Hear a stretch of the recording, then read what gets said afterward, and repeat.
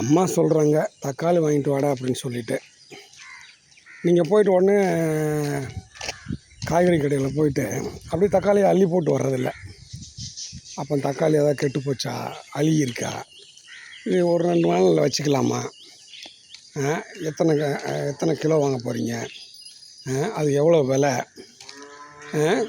அப்படின்ட்டு அதனுடைய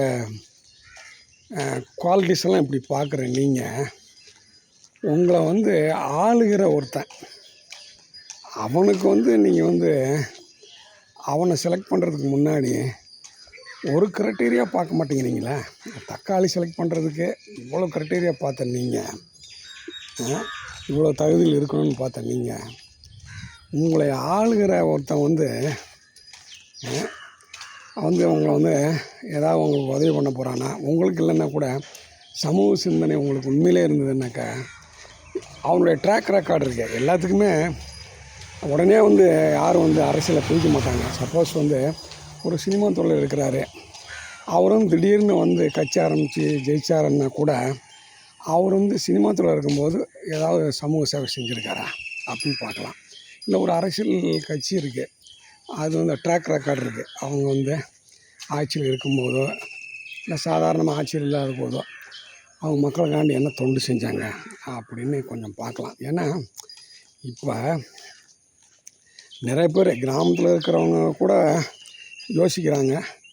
நிறையா படித்தவங்க நிறைய பேர் ஆயாச்சு. இப்போ நம்ம தமிழகம் நிறையா ரொம்ப முன்ன மாதிரி படிப்பறிவு இல்லாமல் இப்போ நிறையா படிப்பறிவு வந்துருச்சு. அப்போ படிப்புங்கிறது அப்படியே ஒன்றுமே இல்லாமல் பிளைண்டாக சிந்திக்கிறதானா? இல்லை. படிப்புன்றது அவங்க அறிவை வைத்து ஒரு அனலைஸ் பண்ண, எல்லாத்துக்கும் அனலைஸ் பண்ணுறீங்களா? ஒரு தக்காளி கடைக்கு போனாக்கா, ஒரு காய்கறி கடைக்கு போனாக்கா தக்காளி வாங்குறதுக்கு இவ்வளோ அனலைஸ் பண்ணுறீங்க, ஆனால் இதை பண்ண மாட்டேங்கிறீங்களே. எல்லாத்துக்குமே ஒரு ட்ராக் ரெக்கார்டு இருக்குது பாப்பா தம்பி. இப்போ நீங்கள் நாளைக்கு நீங்களுமே ஒரு அரசியல்வாதியாக கூட ஆகலாம். ஆனால் உங்களை இப்படி பார்ப்பாங்க. இப்படி இருக்கிறப்போ நீங்கள் யாரையோ ஒருத்தரை தேர்வு பண்ணிடுறீங்க. அதான் கார்ல் மார்க்ஸ் முன்னாடி சொல்லுவார் எப்படின்னாக்கா, உங்களுக்கு அரசியல் பிடிக்காமல் இருக்கலாம், ஆனால் அரசியல் தான் ஒவ்வொரு நாளும் உங்களை கட்டுப்படுத்துகிறது. காலையில் எழுந்தவுடன் நீங்கள் நினச்சி பாருங்கள், நீங்கள் பல் வளர்க்குறதுலேருந்து நீங்கள் படித்து தூங்குற வரைக்கும் கரண்ட்டு, கேஸு, சாப்பாடு, அரிசி எல்லாத்தையுமே நேர்முகமாகவும் மறைமுகமாகவும் அரசியல் தான் கண்ட்ரோல் பண்ணுது. அப்போ ஒரு அரசியல்வாதி, நல்ல அரசியல்வாதி தேர்வு பண்ணணும்ல. உங்களுக்கு சோஷியல் ரெஸ்பான்சிபிலிட்டின்னு சொல்லுவாங்க, சமூக ஒரு ரெஸ்பான்சிபிலிட்டி இருக்குது. அப்போ நீங்கள் ஒரு நல்ல ஆளை தேர்வு பண்ண, உங்கள் பொறுப்பாக தேர்வு பண்ணோம்ல. அப்படி பாருங்கள் இப்போ என்ன நடக்குதுன்ட்டு அரசியலில்.